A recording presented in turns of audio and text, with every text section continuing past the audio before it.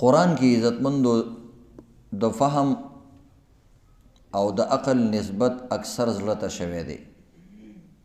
لهم قلوب لا يفقهون بها، وای زړونه شته دی خو په زړه کې عقل نشته، سوچ سمجھ نشته، فکر نشته.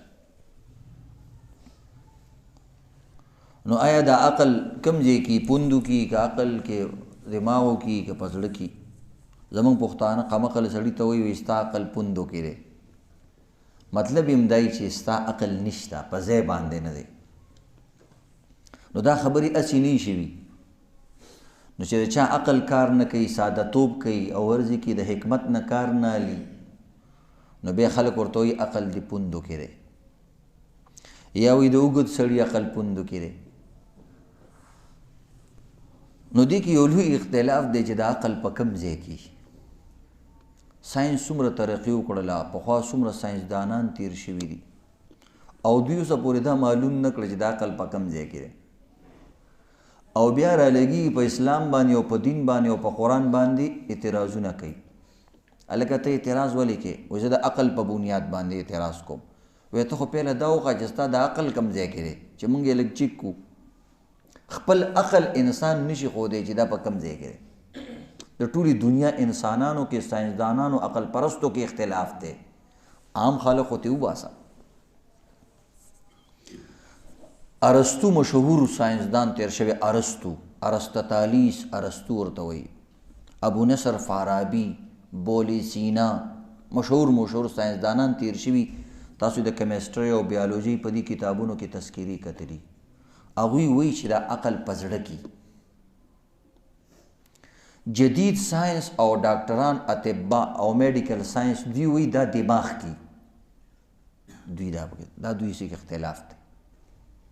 نو وروستنیم څومره غټ غټ ساینسدانان تیر شوي دي، نو هغوی دومره قمقلو. په خپله چې کوم دی جدید ساینس زوړ ساینس فیل کو. جدید ساینس زوړ ساینس نه مني.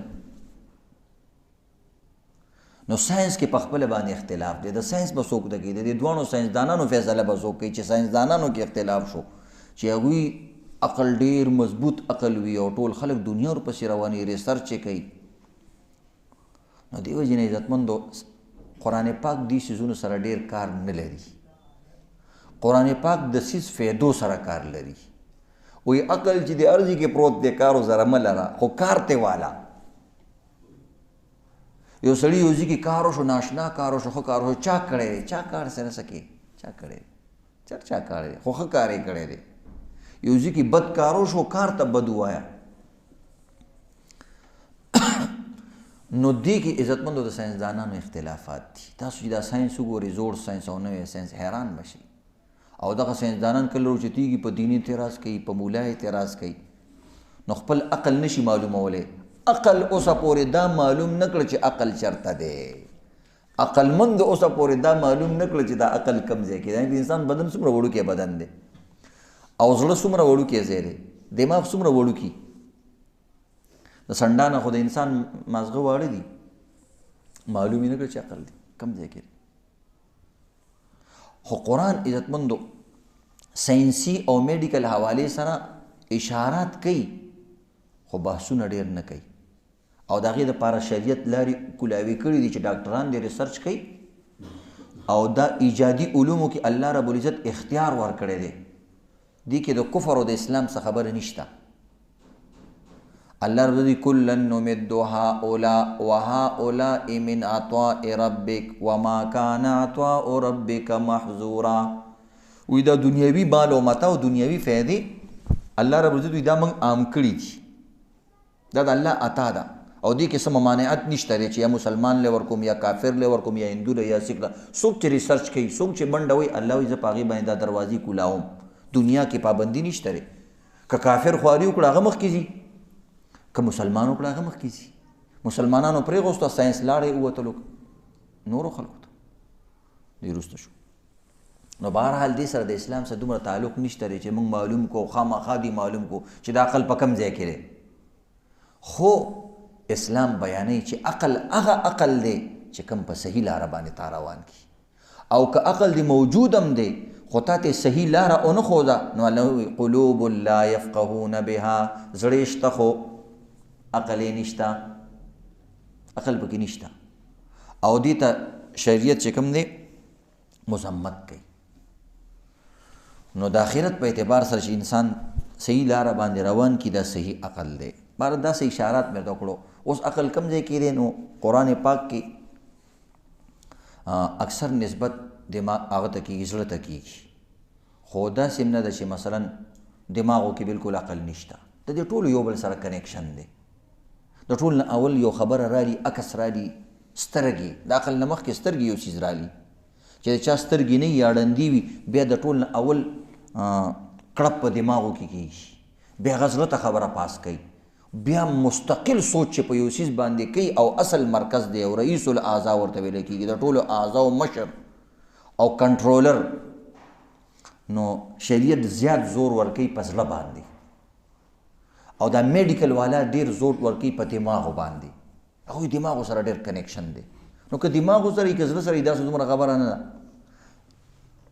هغوی تاسو ګورئ په دماغو کې دا ساینس والا وایي ډاکټران چې دماغو کې دا کوم رګونه تللي دي، دغه رګونه چې کله کټ شي اعضا کار پرېږدي.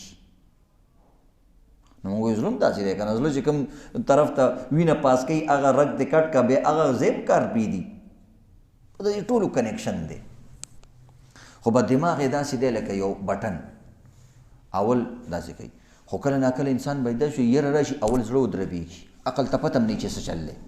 اواز چې وشي څنګه یو خوفناک اواز وشي بس زړه درزارې شروع کړي. دماغو ته پته هم نه چې خر دی که سپی دی که ځناور دی که بم دی که څه دي، که پلار دی که نیکه دی، هېڅ نه پوهېږي. نو دا ساینسي خبرې دي یا دغه خبرې دي.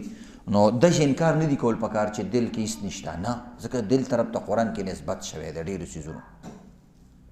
دلته راځي فی قلوب وعلى قلوبهم، د دوی په زړونو باندې مهر لګېدلی دی. نو دلته دماغ نه دی یاد کړي الله، پته لګېږي اصل څیز مرکزي ځای زړه دی. نو زړه د دوی زړونو مړ دی. الله وایي دوی باندې هارټ اټیک شوی دی، بس زړه یې ختم دی د دې کافرانو. نو دې وجې نه زړه ته چې کوم دی عرش الله الادنا ویلی کېږي. د الله وړوکی عرش ته انسان زړه دی. تو دل میں تو آتا ہے سمجھ میں نہیں آتا، بس جان گیا میں تیری پہچان یہی ہے. الله ته وایي په عقل کې نه راځي خو په زړه کې راځي. زړه د مینې او د محبت یو کور دی. ډېر څیزونه په زړه کې راځي، په عقل کې نه راځي. او نو دا د زړه یو عجیبه دی. نو یو د الله لوی عرش دی، عرش معلا چې ورته وایي، یو د الله وړوکی عرش دی. وړوکی عرش د انسان زړه دی. دې مطلب نه چې الله لپاره دا یو مقام دی والله دلته ناست دي، نه، د الله علم او معرفت او د الله مینه او محبت په دې کې پروت دي. دې وجې نه بعضې کسان وایي ګوره د زړه د آواز ته وایي تاسو سوچ وکړئ دا دک دک چې کوي دا دک دک نه دی، وایي دا داسې رب رب رب رب، وایي دا د الله آوازونه کوي، رب رب کوي. بهرحال دا داسې خبرې دي، تجرباتي خبرې دي. نو زړه ته چې کوم دی د الله عرش ویلی کېږي، د الله کور ویلی کېږي. نو دې وجې نه د انسان به د زړه ډېر خیال ساتي، او شریعت هم د زړه ډېر خیال ساتي، او ایمانیت او دا ټول څیزونه هم پراته زړه کې.